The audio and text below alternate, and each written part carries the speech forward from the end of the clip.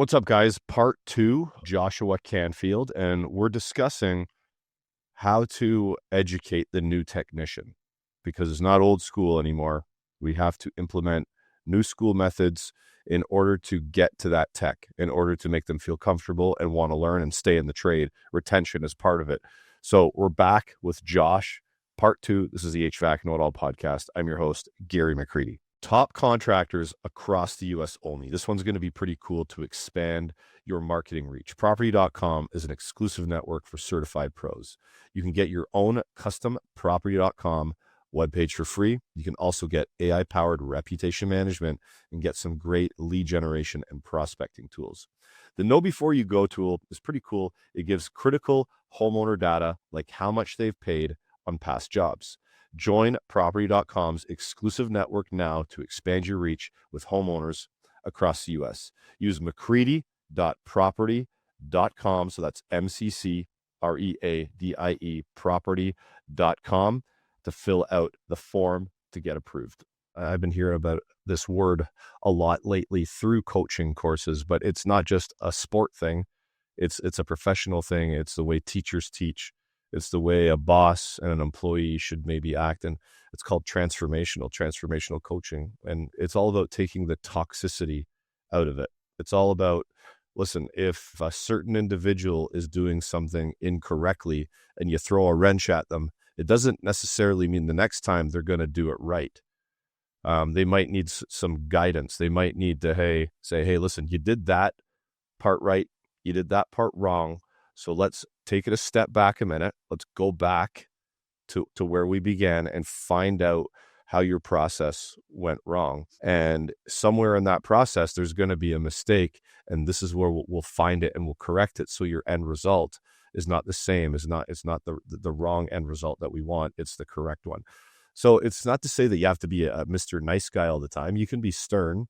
You can be, somebody said it one time, it's like, you don't necessarily need to be nice, but you got to be kind. Yeah. And that's kind of hard to wrap your head around. You don't need to be nice, but you need to be kind. And there's a way to find that process and walk through it with that person and go, aha, this is where you got it wrong. So let's take it back a minute. Let's correct that mistake in the process. And you should be fine going from there.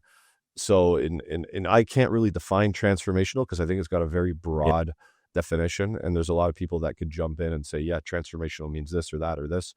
But to me, it's taking a more human approach, because that person is a human. They have, who knows what's going on at home with that person? Who knows what kind of home life they've got? Who knows if they got 4 kids and they can barely pay their bills and they're getting super stressed out, and anything that you say could throw them off the edge.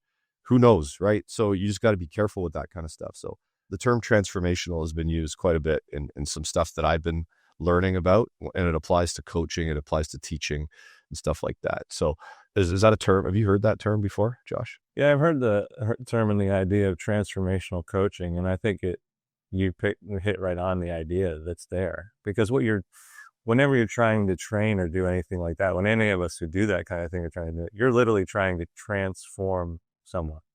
You're trying to change them from one state to another state. And just like in our world where, transformation from state to state is the thing that takes the most energy. It's not we don't transform, you can raise somebody's temperature and excitement or lower it, and that doesn't take a lot of work. But if you need to transform someone from a state of not knowing to a state of knowing and competence, that is the one that takes the most energy.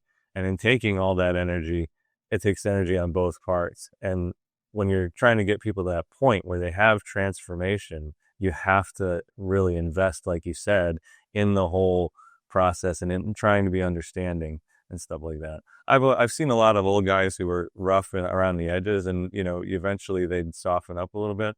I always like the idea of, you can be a prick, but don't be a blank. Yeah. So you can have your rough edges, but don't downgrade people and don't act like, that they're not worth anything as people. And I think that validation, and the other thing I like you said about stepping back and getting people to look at things. And I think that's really important too in any training process, is you got to be able to stop up and then back up and have them sort of look at what happened and say, so that they can understand that piece of the puzzle. And doing that too, we're trying to get people to transform as well. And you have to understand human beings and what they're going through. And you have to, you don't have to get close to everybody you train, but you do have to have an understanding of, hey, you look like you're having a rough day, you all right, kind of thing.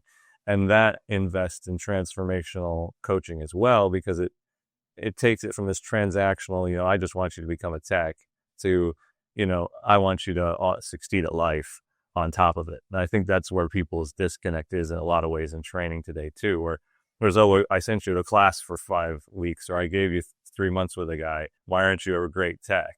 It's because people want, an ROI. Well, if all you're investing in humanity is for an ROI, you should probably find a product to invest in, not a bunch of people doing work. Yeah, no, that makes a lot of sense. And I'm glad you threw in the word transactional, because that's also that's one step behind transformational. Transactional doesn't necessarily mean the person's a terrible person, but it just means that they're, like you said, it's like 3 months training, I want a tech. 3 months training, I want a tech. There's no real thought process beyond that. So what I want to ask you this, because there are techs out there in the Gen X, the boomer range of tech, that say the young kids are lazy, they don't want to learn. Is this the case? Do you think, is there a little bit of truth to that? Or is more of the truth that these people just don't know how to get the best out of the young kids because they don't know how to relate to them properly? I'm not going to label a whole generation lazy, right? Because they said the same. Yeah, you can't label the whole generation lazy, no, but there's a stigma. There's a stigma. Right. They said that about millennials too, that we were all going to destroy the world because we were too busy drinking and wanting to, create computer programs.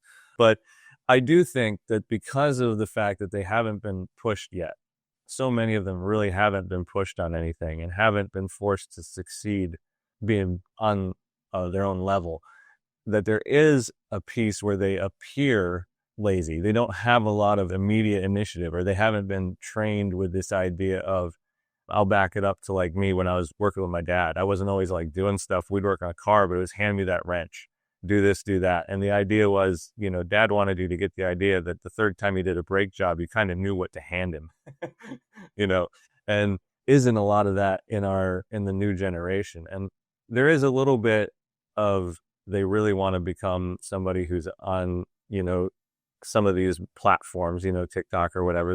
They're seeing influencers and maybe seeing the easy, quote unquote, way to get to success. And I think that factors into what appears to be laziness. I mean, my daughter's 18. She's flat out said a couple of times, she's like, man, sometimes my generation just doesn't seem to want to do anything. So I'll use her words and say that there's definitely a chunk of it where they don't want to go out and kill it and drag it home. But I think a huge part of it really is they don't know how to talk to each other either, because you have a generation that grew up with a stiff upper lip, pull your stuff up by your bootstraps, and dad will probably smack you if you get out of line, to a point where no one's going to smack you, which is good. But, you don't have there's not really much repercussion. You don't have a lot of expectation. And even as parents myself, you get to the point where you want to really give them everything that they can get and that they might want. And you push that way, but they don't have a common language. And I remember working with those old guys throughout my career and trying to help them be like, look, you're going to have to give them things to do at first. They're like, but they should watch and just see and know that, after 10 times, they should just see that I need this thing. I said, you need to tell them, hand me that, or I want you to do this, or give me that, and whatever. You need to set the expectation. Once you set an expectation with this generation, a lot of them will live up to it, where you say, okay, like, because I did it with a couple of guys. I had a couple of guys who were having a really tough time with 55-year-old codgers, right? And they were amazingly good at what they did, but they were always running these guys down, or at least that's what they felt. So I talked to them both. I said, look, don't run them down. Try to build them up, first and foremost. And I talked to the other guys. I said, look, when you're there, this guy expects you to be busy. Picking up your phone isn't going to work. You're going to lose his respect in 10 seconds. He hasn't looked at his phone in ever. Carrying one is an aggravation to him. He liked the days when there was nothing and he went home after he did his stuff. He doesn't want you looking at your phone, because he thinks that when you're looking at your phone, you're not interested in what your job is. They said, so don't stay off your phone as much as you can and watch what he's doing. And then I said, ask questions. He may give you grouchy answers, but if you ask questions, at least you're showing him that you want to learn. And if you show that you want to learn and you want to be there, he'll reciprocate. And I think that's the disconnect that you have to kind of try and coach both sides over. Yeah, and I was going to add to that too. As you were talking, I'm thinking in my head for the young guys, because we're talking about more of the older generation and the way they talk and communicate, or lack thereof, to the younger generation. But the younger generation also has to have, like you were saying, put your phone away unless the technician says, "Hey, take out your phone. If I'm doing something you don't know what it is, Google it, look it up, see if you can pull up a video. We'll watch it together." Because there's ways you can implement the phone into teachings, and I know a lot of teachers that teach Gen Z that know that the kid is got this addiction to electronics. So every so often they'll do an exercise. Okay, kids, pull out your phone. We're going to do something on our phones, and they'll Google something, or they'll play a game just for fun to break it up a little bit. So I don't mind if an apprentice pulls out their phone, as long as they're doing it to take notes, pictures, videos, Googling information, but not to watch TikTok videos. You know what I mean? It's a different thing. So there has to be a form of respect for the person that is there, the time they've spent, the knowledge they have. Even if that knowledge is sometimes wrong, you can learn from a person that does things the wrong way, just hopefully that you can figure out they're doing it the wrong way and you don't pick up the bad habit. Because the comments that I read across social media, there's a lot of people teaching bad habits because there's a lot of regurgitation of old phrases that people still think are true. Like I saw one on LinkedIn the other day. Why do I need a combustion analyzer on a unit I can't adjust? I'm like, because it could still burn inefficiently and create a lot of issues with the appliance or even the occupants. That's why you need it.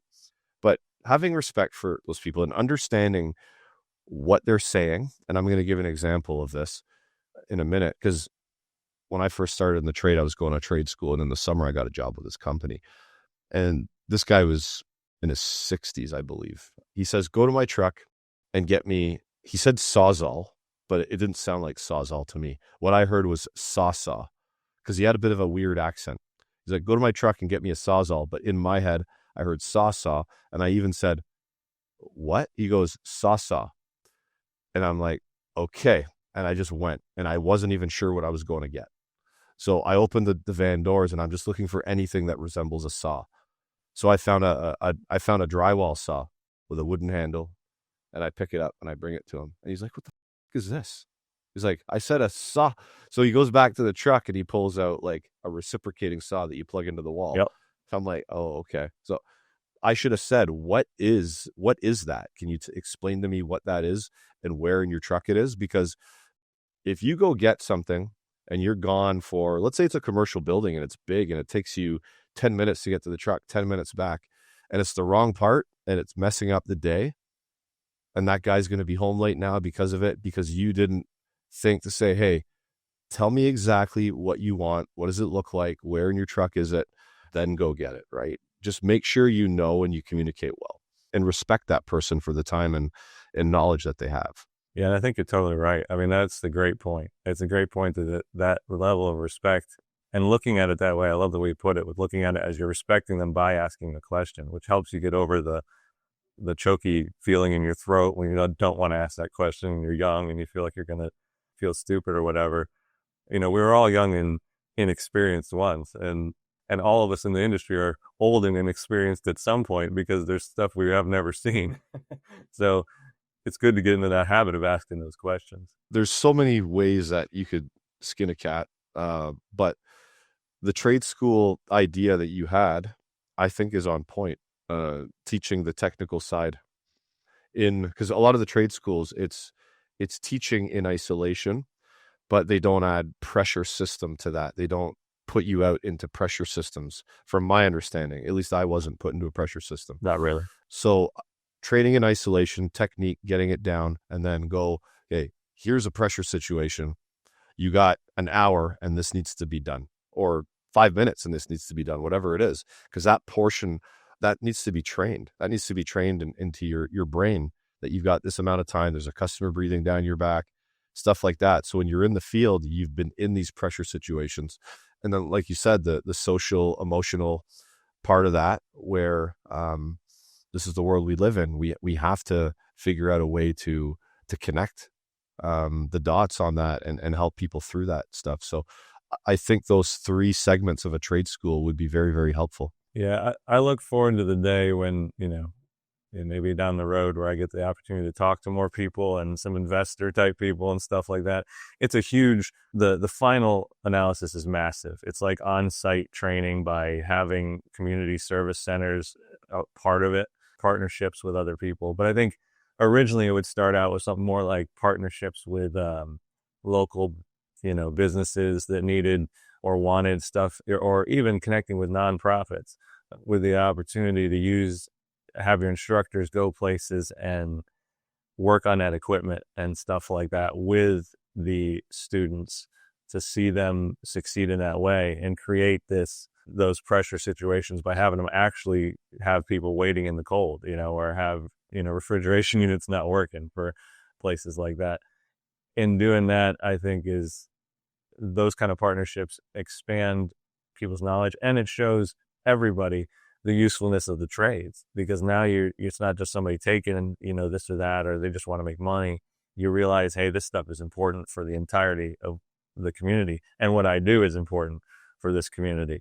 I'm not just getting a job straight up. I'm getting a career that has impact. Oh, that's actually a really good idea. Utilizing equipment for folks like nonprofits that are in tight binds with money, and somebody sponsoring that program and then going out and allowing these young kids to work on it. Hopefully they don't throw a screw in a coil or something crazy like that. And now it's going to cost money, like even more money to and put somebody out of cooling or heating or refrigeration or whatever it might be. But I think you have to be careful with that. But honestly, like when I was 22 years old, go do that service call.